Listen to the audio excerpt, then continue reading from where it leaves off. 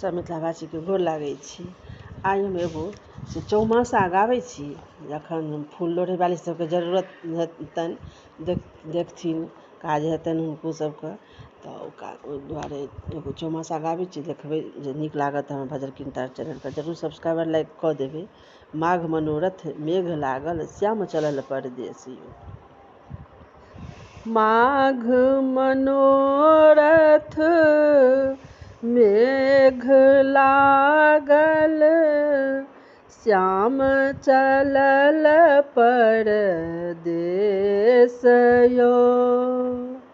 हमरो पिया ओतहि गमाओल, हमर कोन अपराध यौ। फागुन हे सखी आम मजरि गेल, कोयली बाजै घमसान यौ। कोयली शब्द सुनी हिया मोरा साल, इहो थिक फागुन मास यौ। चैत हे सखी पर्व लगतु हैं, सब सखी गंगा स्नान यौ।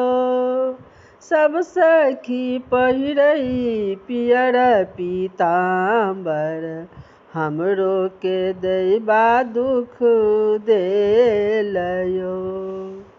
बैसाख हे सखी उखम ज्वाला, घाम सँ भीजल शरीर यौ।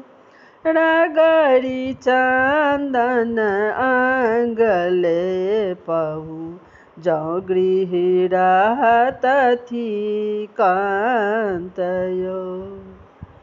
रगड़ी चंदन अंग लेपहु, जौ गृह रहतथि कांत यौ।